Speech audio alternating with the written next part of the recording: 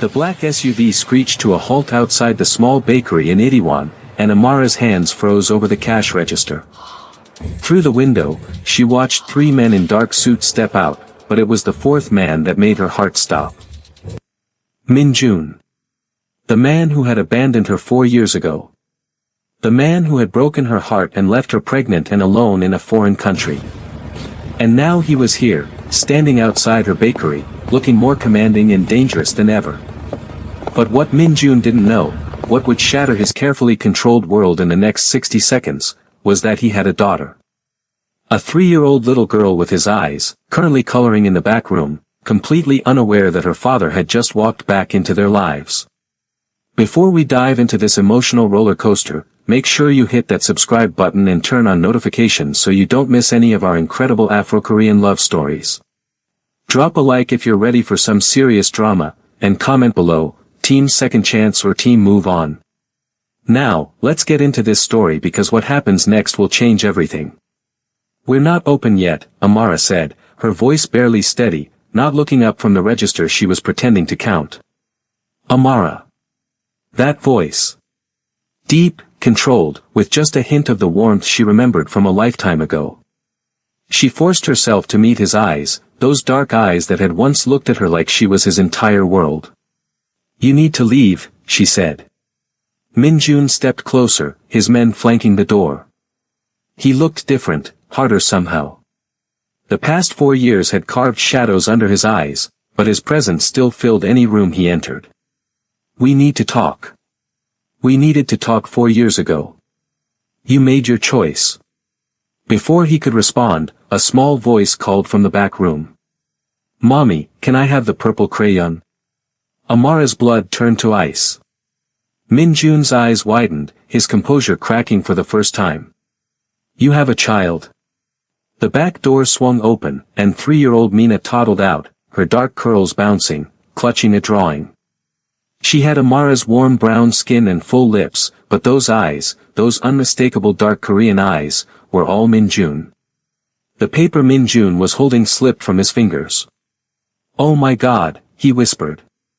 Amara scooped Mina up quickly. Go back to the room, baby. Mommy's working. But I want to show you my drawing.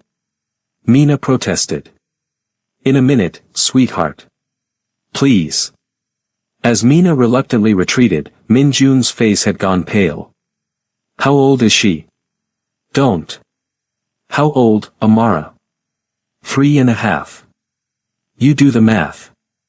Min Jun staggered back a step, and one of his men moved to steady him, but he waved him off. Why didn't you tell me? Amara laughed, a bitter sound that held no humor. Tell you. I tried, Min Jun. I called you 37 times. I went to your office building. Your mother had security throw me out onto the street. Literally. I was 2 months pregnant, and they threw me out like garbage. I didn't know. You didn't want to know. There's a difference. Min Jun's jaw clenched. My mother told me you took money and left. She said you wanted nothing to do with me, that you'd moved back to America. And you believed her. Just like that.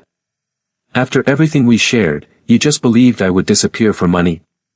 The silence stretched between them, heavy with 4 years of pain and betrayal. Finally, Min Jun spoke, his voice rough. My father had just been killed. The organization was in chaos. I had people trying to assassinate me every other day. My mother said she'd handled it, that you were safe and wanted to move on. I was trying to survive and take control of the family business. I trusted her. Your trust destroyed me, Amara said, tears burning her eyes. I was alone in a foreign country, pregnant, with no money, no family. I had to build everything from nothing. Let me fix this. Let me be there for her. For both of you. Now you want to play father. Now, when she's already 3 years old. When you missed her first steps, her first words, every single milestone. Before Min Jun could answer, his phone buzzed. He glanced at it, and his expression darkened. I have to go. But this isn't over, Amara. That's my daughter, and I'm not walking away again. You don't get to decide that anymore. Min Jun turned at the door, his eyes meeting hers with an intensity that made her breath catch. I will be back. And Amara? I never stopped loving you. Not for a single day. Then he was gone, leaving Amara trembling and Mina peeking around the corner with curious eyes. The next morning, Amara's phone rang from an unknown number. Against her better judgment, she answered. Ms. Johnson, this is Secretary Park from Hanseong Group. Mr. Kong Min Jun would like to arrange a meeting to discuss his daughter. Tell Mr. Kong that any meeting needs to go through a lawyer. Ms. Johnson, Mr. Kong is prepared to offer substantial support for the child. My daughter has a name. It's Mina. And she doesn't need his money. Amara hung up, her hands shaking. She'd worked 3 jobs those first 2 years, learning Korean at night, building her bakery from a street cart to this small shop. She'd done it all alone, and she'd be damned if Min Jun thought he could just buy his way into their lives now. But fate, it seemed, had other plans. That afternoon, a sleek black Mercedes pulled up outside the bakery. This time, it wasn't Min Jun who emerged, but an elegant older woman in a designer hanbok. Amara recognized her immediately. Mrs. Kong. Min Jun's mother. The woman who had ruined her life. The bakery suddenly felt too small as Mrs. Kong entered, her face a mask of controlled disdain. So the rumors are true, Mrs. Kong said, her English perfect and cold. You really did trap my son with a bastard child. Amara's hands clenched into fists. Get out of my shop. This shop. Mrs. Kong looked around with barely concealed contempt. This is what you've accomplished. How pitiful. I offered you 5 million won to disappear 4 years ago. You should have taken it. You offered me blood money to abandon the man I loved. I threw it back in your face, and then you had me thrown out like trash. Mrs. Kong smiled, a sharp, cruel expression. And yet, here you are. Still trash, just in a slightly nicer location. I said get out. Not until you understand something clearly, Mrs. Kong stepped closer, her voice dropping to a venomous whisper. That child, if she really is Min Jun's, will never be accepted by this family. She's mixed, illegitimate, and the daughter of a nobody. You're deluding yourself if you think Min Jun will choose you over his responsibilities. Min Jun is a grown man. He makes his own choices.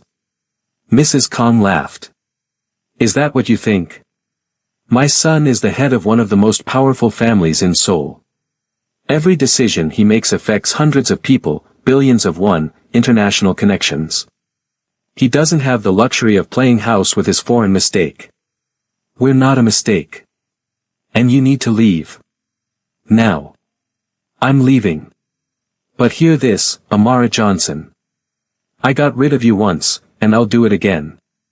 Stay away from my son, or you'll discover exactly how powerless you really are in this country. Mrs. Kong swept out, leaving Amara shaking with rage and fear. She pulled out her phone and called her best friend, Ji Young, the only person who'd stood by her through everything. She came here, Ji. To my bakery. She threatened me. That witch, Ji Young spat. What did you say? I told her to leave. But gee, what if she's right? What if Min Jun can't actually be with us, even if he wants to? Don't let that woman get in your head. You're a fighter, Amara. You've survived everything she's thrown at you. But what about Mina? She deserves to know her father, doesn't she? Ji Young sighed. That's not a question I can answer. But whatever you decide, I'm with you. If you're finding this story as intense as we are, hit that subscribe button and drop a comment telling us what you think Amara should do. Should she give Min Jun a chance, or protect her daughter from the Kong family? Let us know below, and don't forget to like this video. That evening, Amara was closing up the bakery when Min Jun appeared again, this time alone. Your mother came to see me today, Amara said without preamble. Min Jun's expression darkened. What did she say? The same thing she said 4 years ago. That I'm not good enough, that Mina will never be accepted, that you'll never choose us. She's wrong. Is she? Amara challenged. Because 4 years ago, she convinced you I'd left you for money. How do I know you won't believe her again when things get difficult? Minjun ran a hand through his hair, frustration evident in every line of his body. I was a different person then. I was drowning, Amara. My father had just been murdered by a rival family. I had uncles trying to stage coups, prosecutors investigating us, enemies on every side. My mother was the only person I thought I could trust. And now? Now I know she's been lying to me for 4 years. Now I know I have a daughter I've never held. Now I know the only woman I've ever loved thinks I abandoned her. His voice broke slightly. Let me make this right. How? How do you make this right, Minjun? You can't get those years back. You can't erase what happened. I know. But I can be here now. I can be the father Mina deserves. I can protect both of you. We don't need your protection. I've kept us safe just fine on my own. Have you? Minjun pulled out his phone and showed her a series of photos. Amara's breath caught. They were surveillance photos of Mina at her preschool, at the park, walking with Amara to the bakery. What is this? My mother has had you under surveillance since I found you yesterday. She's looking for ammunition, Amara. Ways to prove you're an unfit mother, ways to take Mina away from you and push you out of Korea entirely. Terror gripped Amara's heart. She can't do that.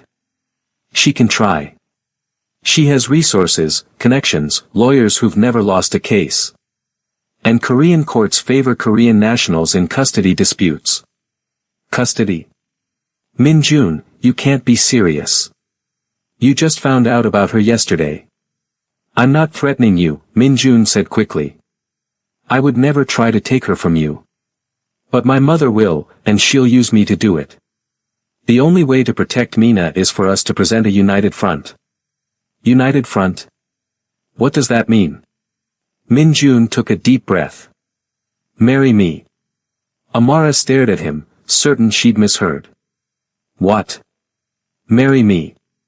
If we're married, my mother has no grounds to challenge your custody. Mina becomes a legitimate heir to the Kong family. You have legal protections. You're insane. I'm not marrying you for legal protection. Then marry me because I never stopped loving you. Because every day for 4 years, I've regretted listening to my mother. Because when I saw our daughter yesterday, I felt something I haven't felt since my father died, hope. Amara's eyes filled with tears. You broke my heart, Minjun. I know. And I'll spend the rest of my life trying to earn your forgiveness. But right now, I'm asking you to think about Mina. My mother won't stop. She'll make your life hell, and she'll use every weapon she has to separate you from our daughter. I need to think.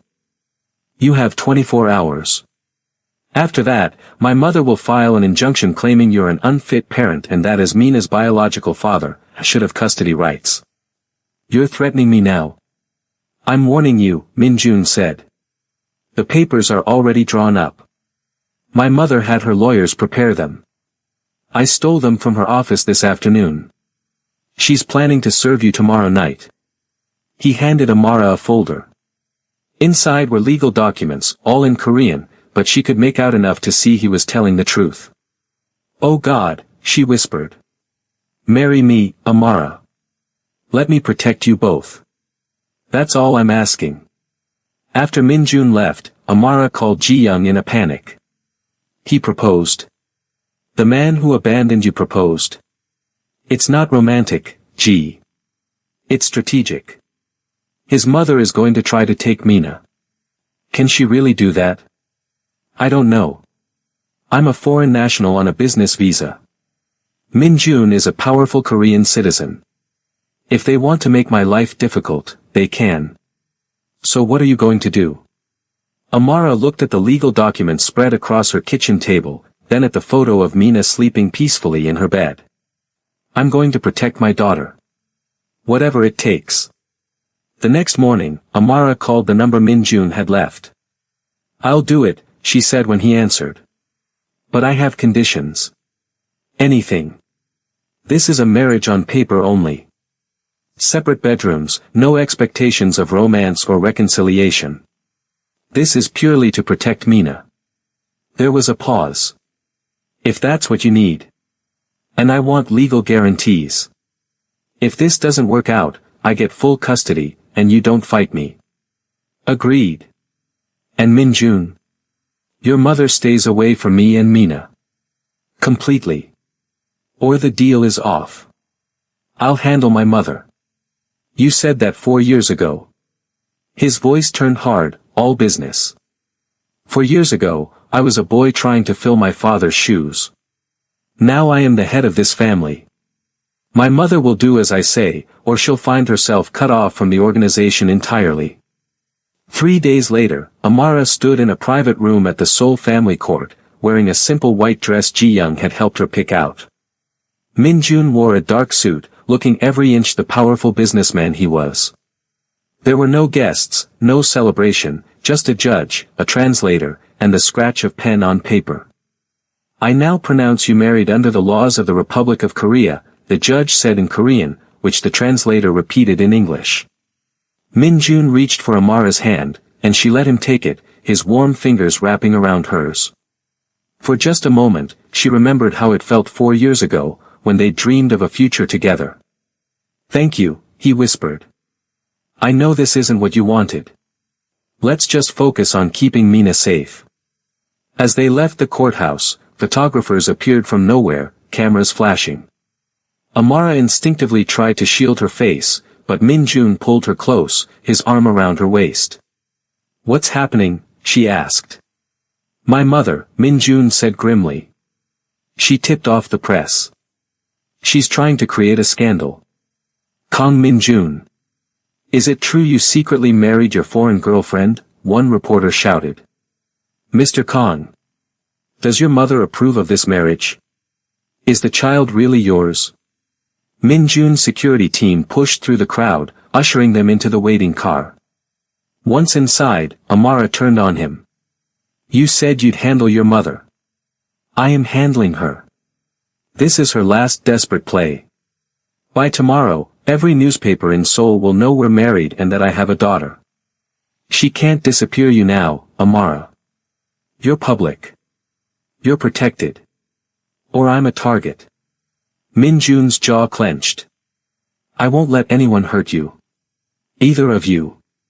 The car pulled up to a high-rise building in Gangnam. "What is this?" "Our new home. I've had it prepared for us." "Min Jun, I have an apartment. I have a life. You have a one-bedroom apartment above a noodle shop in Itaewon. That was fine when you were invisible, but now you're the wife of Kang Min Jun. My enemies will use any weakness against me, and you and Mina are the biggest weakness I've ever had. We're not weak. That's not what I meant." He turned to face her fully. "Amara, there are people who would hurt you to get to me. People who've killed for less. I need you somewhere secure, somewhere I can protect you.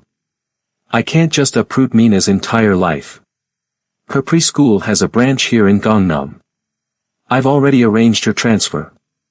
Your bakery can be managed by your assistant for now, or I can help you open a new location. Whatever you need. You've thought of everything, haven't you?"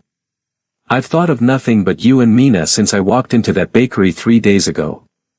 The penthouse was stunning, all floor-to-ceiling windows and modern design.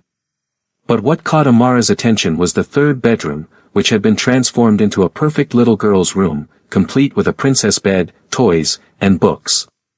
"When did you do this?" "I had designers working around the clock. I wanted Mina to feel comfortable here." Despite herself, Amara felt tears prick her eyes. "She'll love it. Can I meet her properly? Not just a glimpse. I want to talk to her, if you'll let me." Amara took a deep breath. "Okay. But Min Jun, you have to understand. To her, you're a stranger. We have to go slow. I'll follow your lead." That evening, Ji-young brought Mina to the penthouse. The little girl's eyes went wide as she took in the huge space and the city lights twinkling below. "Mommy, is this a castle?" "No, baby. This is our new home. We live here now. Like princesses." Amara laughed despite the tears threatening to fall. "Something like that." Minjun emerged from the kitchen, and Mina hid behind Amara's legs. "Mina, this is Minjun. He's a friend of Mommy's." Minjun knelt down to Mina's level, his expression soft in a way Amara had never seen. "Hello, Mina. Your mother has told me wonderful things about you." Mina peeked out from behind Amara. "Do you live in the castle too?" "I do. And I heard you like to draw. I got you some special markers for your room, if you'd like to see them." Mina's curiosity overcame her shyness. "Real markers? Not baby ones? Real ones? 10 different colors." Mina looked up at Amara for permission, and she nodded. The little girl carefully approached Minjun, who showed her to her new room. Watching him interact with their daughter, pointing out the different toys and explaining how the starlight projector worked, Amara felt something crack in her chest. This was what it could have been like. This was what they'd stolen from all of them. Later, after Mina had fallen asleep in her new princess bed, Amara found Minjun standing by the windows, staring out at the city. "She's incredible," he said without turning. "She has your smile. And your eyes. Everyone says so. I missed so much." "Yes, you did." He turned to face her, and in the dim light, she could see the pain etched in his features. "I know I have no right to ask, but will you tell me? About her birth, her first words, all of it. I want to know everything." Amara should have said no. Should have kept that wall up between them. But seeing him with Mina, seeing the genuine regret in his eyes, she found herself nodding. They sat on the couch, maintaining careful distance, and Amara told him everything. About the difficult pregnancy, alone in a foreign country. About the 20-hour labor with only Ji-young by her side.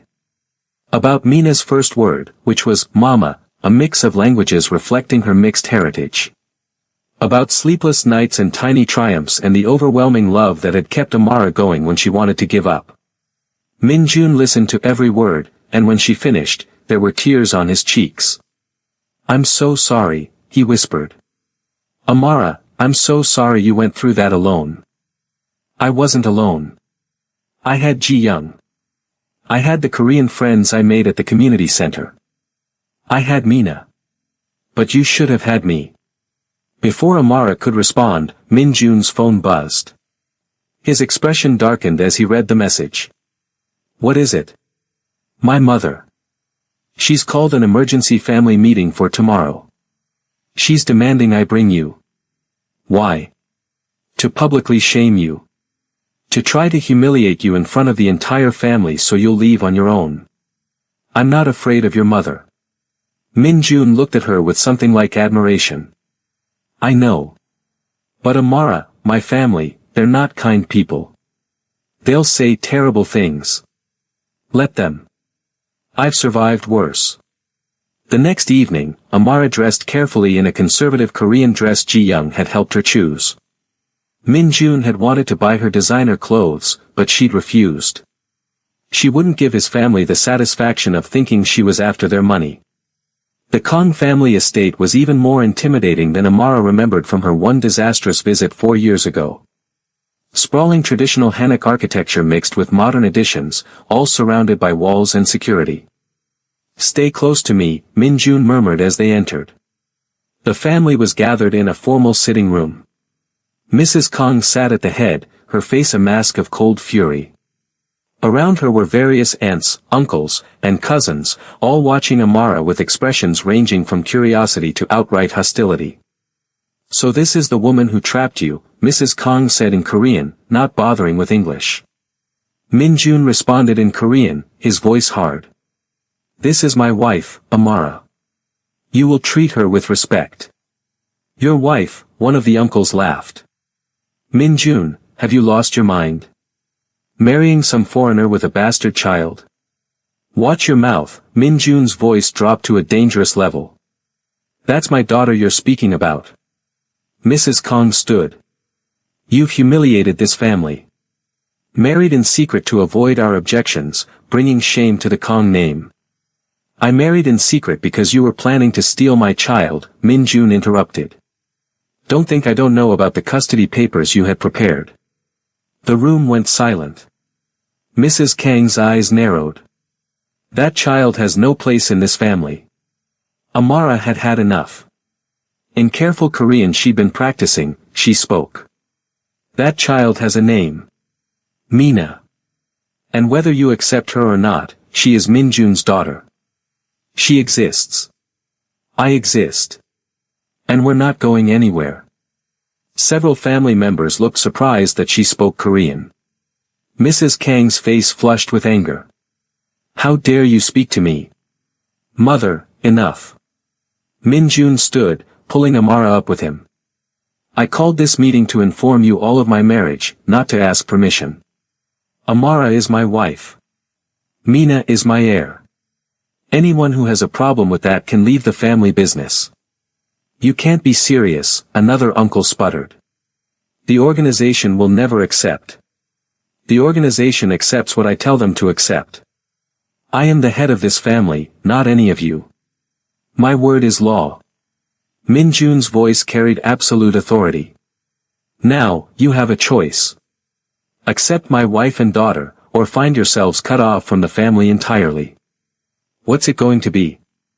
The room erupted in angry Korean, voices overlapping. Amara caught phrases like, disgrace, and mixed blood, and foreign trash. Her hands clenched at her sides, but Min Jun squeezed her hand. We're leaving, he announced. When you're all ready to behave like civilized people, you know where to find us. As they walked out, Mrs. Kang's voice followed them. You'll regret this, Min Jun.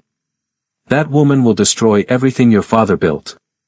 In the car, Amara let out a breath she didn't know she'd been holding. Well, that went about as badly as expected, she said. I'm sorry they're such dinosaurs. It's not your fault. Though I appreciate you standing up for us. Min Jun turned to her, his expression serious. Amara, I need you to understand something. What I said in there wasn't just for show. You and Mina are my priority now. Not the business, not the family name. You. Min Jun. I know you don't trust me yet. I know I have to earn that. But I meant what I said at the courthouse. I never stopped loving you. Love isn't enough. It wasn't enough 4 years ago. You're right. But maybe love plus action is. Let me show you I've changed. Let me prove that I'm the man you fell in love with. Amara wanted to argue, to keep her walls up, but the sincerity in his eyes made her pause. One day at a time, she finally said. That's all I can promise. That's enough. We're at the halfway point of this incredible story, and things are getting intense. If you're loving the drama, smash that like button and subscribe so you don't miss what happens next. Comment below, Team Amara or Team Min Jun. And do you think his family will ever accept them? Let's discuss in the comments. Over the next few weeks, an uneasy routine developed. Min Jun worked during the day but came home for dinner every night, sitting with Mina and slowly building a relationship with his daughter. Amara watched, her heart torn between the past pain and the present reality of seeing father and daughter together. Mina, for her part, adored Min Jun. He read her stories, played princess with her, and never seemed to tire of her endless questions. Min Jun, why is the sky blue? Min Jun, can you teach me Korean words? Min Jun, will you take me to see the palace? He answered every question with patience, and Amara could see genuine love growing between them. One evening, after Mina was in bed, Amara found Min Jun in his study, looking at something on his desk. She approached and saw it was Mina's drawing from that first day, the one she'd been trying to show when Min Jun appeared. She drew this the morning you came back, Amara said softly. The drawing showed 3 stick figures, one with brown skin and black curls, one smaller one in the middle with the same, and one figure that was just an outline. She always draws herself with a mother and a father, even though I'd never told her about you. It's like she knew something was missing. Min Jun's hand trembled slightly as he touched the incomplete figure. She drew a space for me before she even knew I existed. Children are intuitive like that. Amara, can I ask you something? Min Jun turned to face her. Why didn't you go back to America? After everything my mother did, after I didn't answer your calls, why stay in Korea? Amara considered lying, but what was the point? Because this is where you were. And stupid as it sounds, part of me kept hoping you'd come back. That you'd realize your mother was lying and come find me. And I didn't. No. You didn't. So I built a life without you. I learned the language, made friends, started my business. Korea became home, not because of you, but despite you. I don't deserve you. No, Amara agreed. You don't. But Mina deserves a father, and you're trying. That counts for something. Min Jun stood, closing the distance between them. And what about us? Does the fact that I'm trying count for anything there? Amara's breath caught as he reached up, his fingers barely grazing her cheek. Min Jun. I know. One day at a time.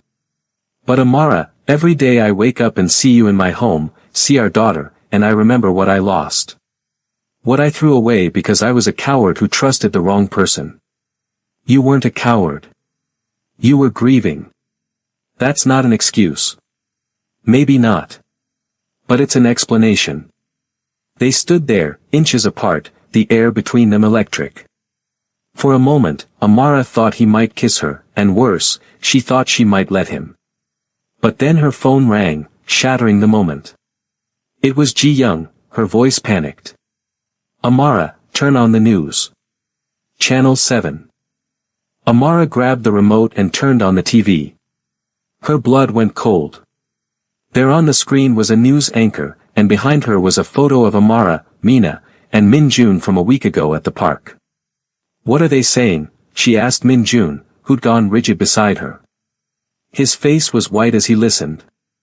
They're claiming you're a gold digger who got pregnant on purpose to trap me. That you're under investigation for immigration fraud. That there are questions about Mina's paternity. What? That's insane. Who would? Amara stopped as realization dawned. Your mother. I'll kill her, Min Jun said flatly, already pulling out his phone. Min Jun, wait. But he was already dialing. The conversation that followed was in rapid Korean, but Amara could hear the fury in every word. When he hung up, his expression was murderous. She denies it, of course. Says this is a result of our hasty marriage, that people are naturally curious about my personal life. What do? We fight back. I'm calling a press conference for tomorrow. We're going to tell our story, all of it. And I'm going to make it very clear that anyone who comes after my family answers to me.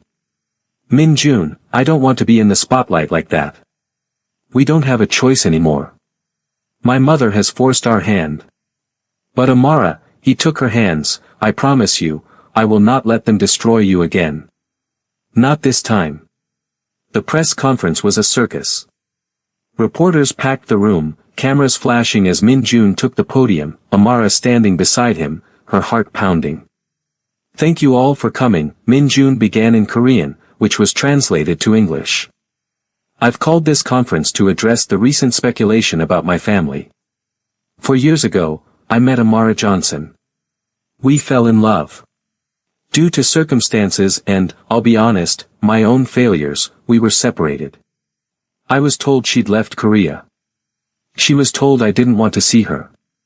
Both of us were lied to by people we trusted. Reporters scribbled frantically. 3 weeks ago, I discovered that not only had Amara remained in Korea, but that we have a daughter together. A beautiful, intelligent 3-year-old girl named Mina. The reports claiming paternity questions are false.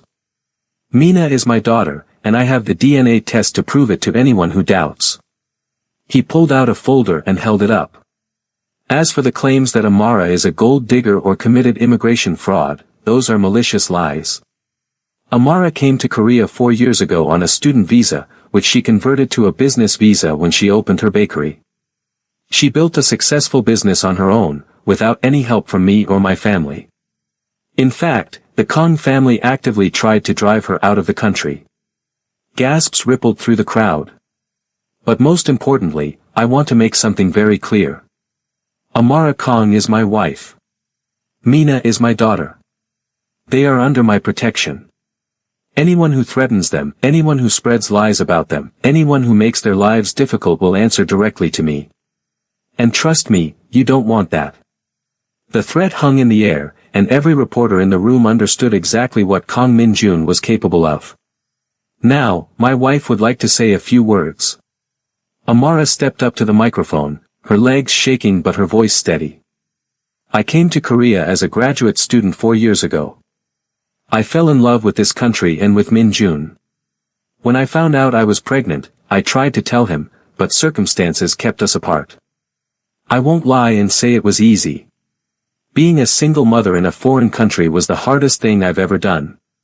But Korea gave me friends, opportunities, and a home. My daughter is Korean and American, and I'm raising her to be proud of both her heritages. To anyone who has a problem with that, I'm sorry, but we're not going anywhere. The reporters erupted with questions, but Min-jun guided Amara away from the podium, his security team creating a barrier. In the car, Amara finally let herself shake. Was that okay? Did I say the right things? You were perfect, Min-jun said, then pulled her into his arms. For the first time in 4 years, Amara let herself lean into his embrace, drawing strength from his solid presence. That night, the press conference was on every news channel. Public opinion was split. Some praised Min-jun for standing by his family. Others criticized him for marrying a foreigner and potentially weakening the family line. But the paternity questions stopped, and the immigration fraud claims disappeared. Mrs. Kong, however, was far from finished. 2 days later, Amara received a call from her landlord. The building housing her bakery had been sold, and the new owner was terminating all leases. Let me guess, she said to Min-jun, your mother bought the building. Min-jun's expression confirmed it. I'm sorry. She's more vindictive than I thought. It's fine. I'll find a new location. Or, Min-jun said carefully, I have a commercial property in Gangnam. Prime location, high foot traffic. It's currently empty. Min-jun, I can't afford rent in Gangnam. I'm not asking for rent. Consider it my investment in our family business. It's not a family business. It's my business. Then let me invest as a silent partner. Amara, please. Let me help you. Not because I think you need it, but because I want to be part of building something with you.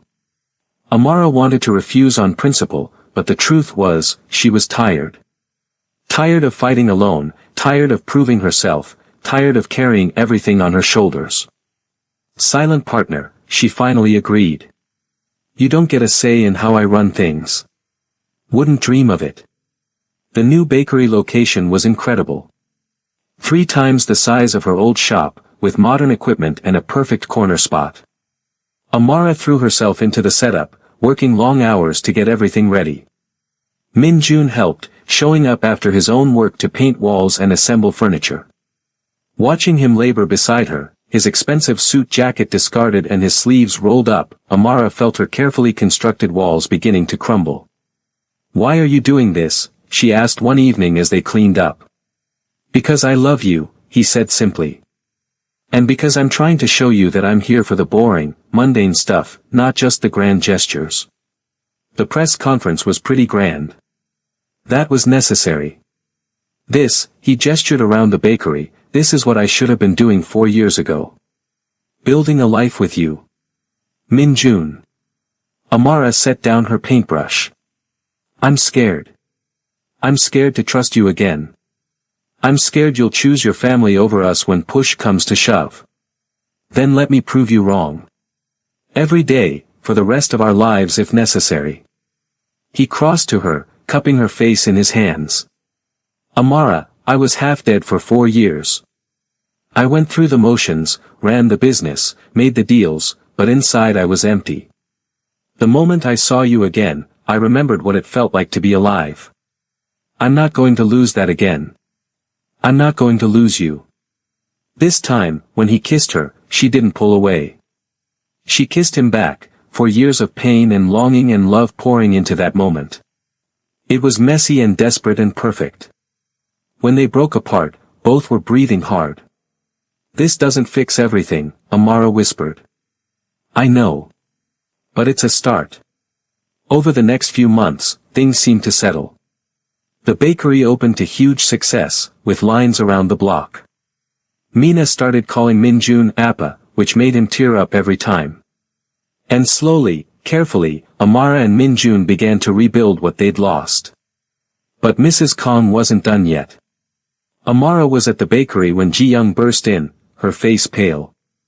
You need to see this, she said, shoving her phone at Amara. It was a news article from a gossip site. The headline made Amara's blood run cold, Kong Minjun's wife, criminal past revealed. The article claimed Amara had been arrested in the United States for assault, had a history of violence, and was potentially dangerous around children. This is insane, Amara said, her hands shaking. I've never been arrested for anything. I know that, but look at the comments. The comments were vicious. People calling for Mina to be taken away, claiming Amara was unfit, demanding Minjun divorce her immediately. Amara called Minjun, who answered on the first ring. I've seen it, he said, his voice tight with fury. I'm handling it. How? Minjun, this is my reputation. My ability to be a mother to Mina. It's completely fabricated. My lawyers are already drafting lawsuits against the publication. But the damage is done. People believe this stuff. Then we'll make them believe the truth. Amara, where are you? The bakery. Stay there. I'm coming to you. 20 minutes later, Minjun arrived with a team of lawyers and a cybersecurity expert. We've traced the IP address of the person who sent the story to the gossip site, the expert said. It came from Kong residence. Minjun's expression went deadly. My mother's house. Actually, the expert pulled up more data, it came from Mrs. Kang's personal computer. We have proof she fabricated the entire story. Can we use this?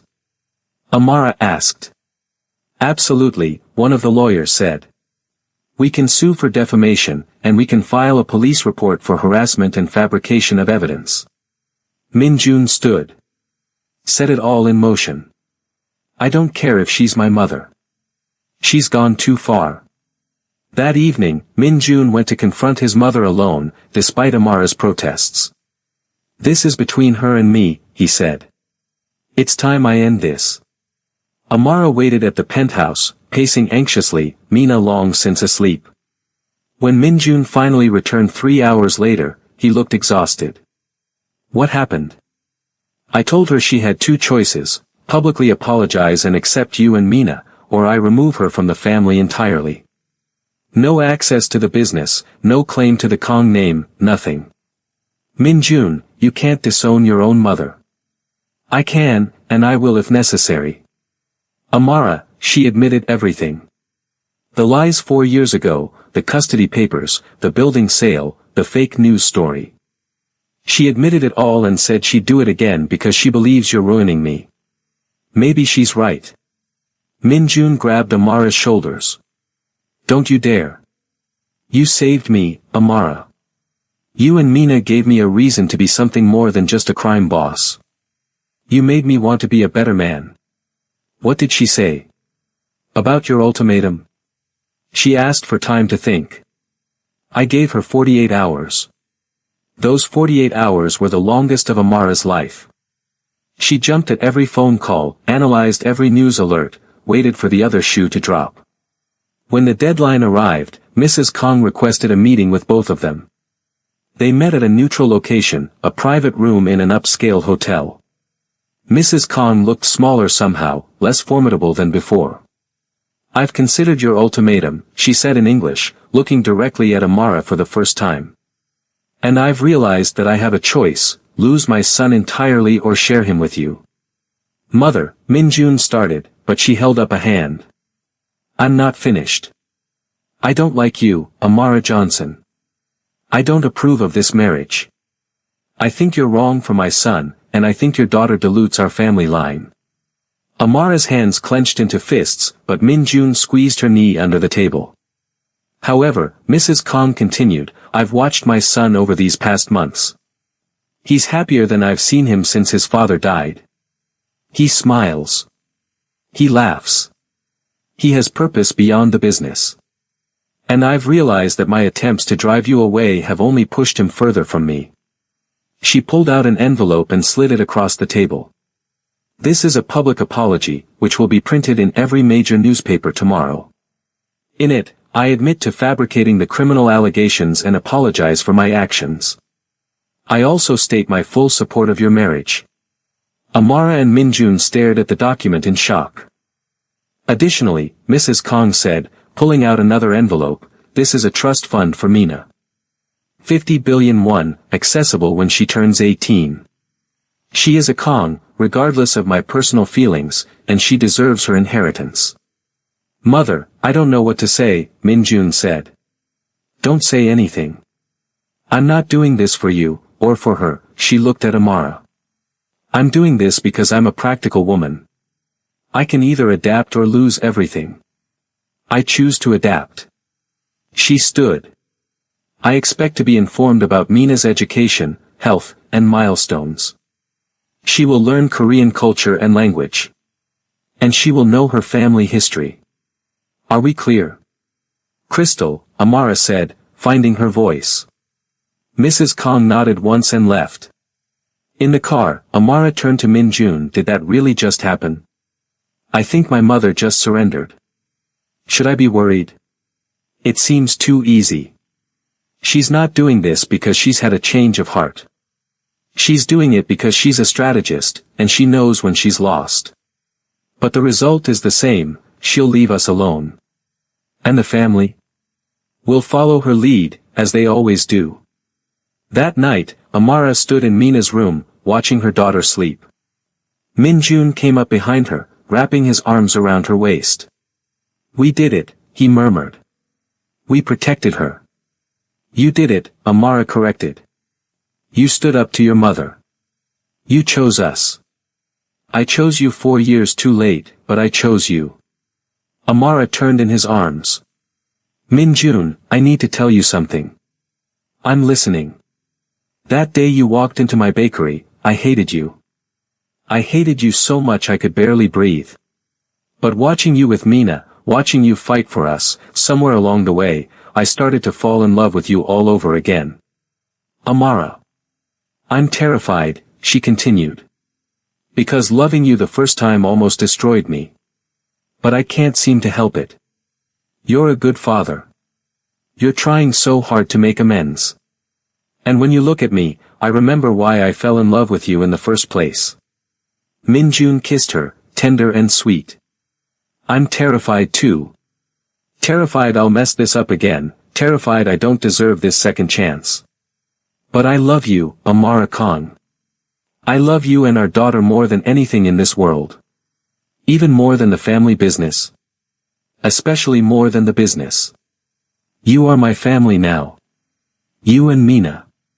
Everything else is just details." 6 months later, Amara stood in the garden of the Kong family estate, watching Mina play with her cousins. The family had slowly warmed to them, especially after Mrs. Kang's public about-face. It wasn't perfect, there were still whispers and judgments, but they were accepted. Min-jun came up beside her, slipping his hand into hers. "Happy?" he asked. "Getting there," she admitted. "Ask me again in a year. I'll ask you every day for the rest of our lives." "Min-jun, there's something I need to tell you." He turned to face her fully, concern in his eyes. "What is it?" Amara took a deep breath. "I'm pregnant." For a moment, he just stared at her. Then his face broke into the most beautiful smile she'd ever seen. Really? Really? About 8 weeks. I found out yesterday. Min-jun picked her up and spun her around, laughing. We're having another baby. Mina ran over. Appa, what's happening? Min-jun set Amara down and knelt to Mina's level. How would you like to be a big sister? Mina's eyes went wide. Really? I'm getting a baby? Really? Mina threw herself into both their arms, and the three of them stood there in a group hug, a family finally whole. Mrs. Kong approached, her expression unreadable. I heard the commotion. Is there news? We're pregnant, Min-jun announced, his arm around Amara. For the first time, Mrs. Kong smiled at Amara. It wasn't warm exactly, but it wasn't hostile either. Congratulations. I hope this one has an easier start than Mina did.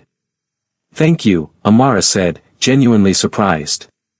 As Mrs. Kong walked away, Ji-young appeared with champagne.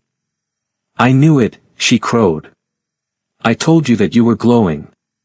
The celebration that followed was warm and genuine. Family members, even the ones who'd been most hostile, offered congratulations. Toasts were made, plans were discussed, and for the first time, Amara felt like she truly belonged. That night, as she and Min-jun lay in bed, his hand on her still flat stomach, Amara reflected on the journey that had brought them here.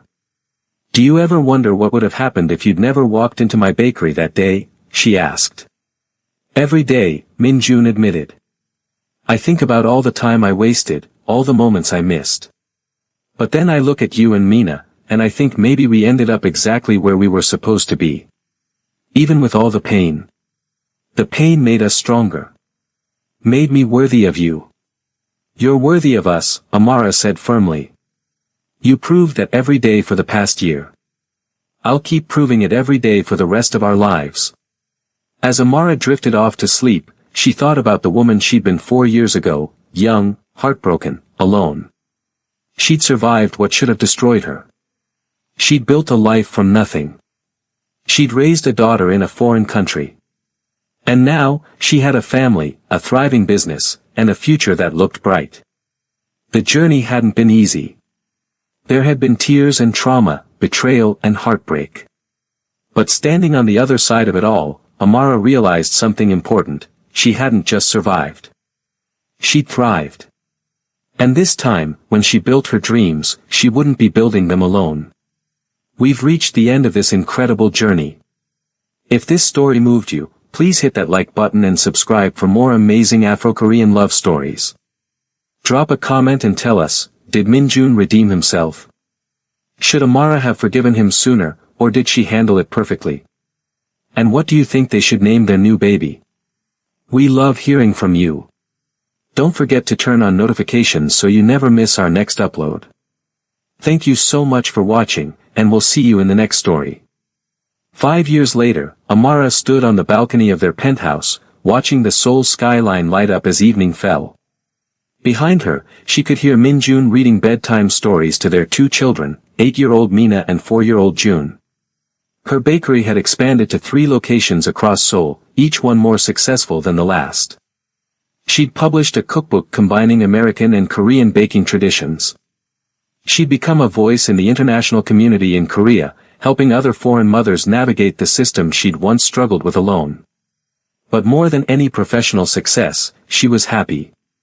Truly, deeply happy. Min-jun emerged onto the balcony, wrapping his arms around her from behind. They're finally asleep, he said. Mina wanted one more story, but I held firm. You're getting better at that. I'm getting better at a lot of things. Like being a husband. Amara turned in his arms. You know what I was just thinking about? What? That day you walked into my bakery. How terrified I was. How much I hated you. Thanks for the reminder, he said wryly. But also how that was the day everything changed. The day we started finding our way back to each other. Best decision I ever made, hunting you down. You know what the best decision I ever made was? What? choosing to forgive you. Not right away, and not easily, but eventually. Because holding on to that anger was only hurting me. Min-jun kissed her forehead. I don't take it for granted, you know. This life we've built. I know how close I came to losing it all. We both almost lost it. But we fought for it. Together. In the distance, fireworks suddenly lit up the sky. Some celebration in the city, painting the night in brilliant colors. Make a wish, Min-jun said. I don't need to, Amara replied, leaning into his embrace. I already have everything I wished for. And as they stood there, wrapped in each other's arms, the city of Seoul sparkling below them and their children sleeping peacefully inside, Amara realized that sometimes the best love stories aren't the easy ones. Sometimes they're the ones that break you and remake you, that test you and strengthen you, that nearly destroy you before they save you. Their story had started with a lie and a betrayal. It had been forged in pain and loneliness. But it had been reborn in truth and dedication, in the courage to try again and the strength to forgive. It wasn't a fairy tale. It was better. It was real. And it was theirs. And that's where we'll leave Amara, Min-jun, Mina, and little June, a family that was broken, abandoned, and nearly destroyed, but found their way back to each other against all odds. If this story touched your heart, if you felt every moment of Amara's pain and triumph, if you cheered when Min-jun finally stood up for his family, then please show some love by hitting that like button right now. Your support helps us bring more incredible Afro-Korean stories to life. And if you haven't already subscribed, what are you waiting for? Join our family of over 2,000 subscribers who love these emotional, dramatic, real-life inspired stories. Hit that subscribe button and turn on the notification bell so you never miss our next upload. Trust me, the next story is going to blow your mind. Now, let's talk in the comments because I'm dying to know, do you think Amara forgave Min-jun too easily, or did he truly earn his second chance? Would you have given him another opportunity after 4 years? And here's the big question, do you believe Mrs. Kang's change of heart was genuine, or is she just biding her time? Drop your honest thoughts below. I read every single comment and I love hearing your perspectives. Also, tell us, what should we name their second baby? We said it's a boy named June, but what would you have named him? Get creative in the comments. If you know someone who loves K-dramas, romance, or stories about overcoming impossible odds, share this video with them right now. Send it to your group chats, post it on your socials, spread the love. Before you go, check out the video I'm about to recommend on your screen. It's another incredible Afro-Korean love story that you absolutely cannot miss. Click it now and keep the emotions rolling. Thank you so much for spending the last 50 minutes with us. Thank you for caring about Amara's journey, for rooting for this family, and for being part of our amazing community. Your support means everything. Remember, everyone deserves a second chance, but not everyone earns it. Min-jun earned his. What do you think?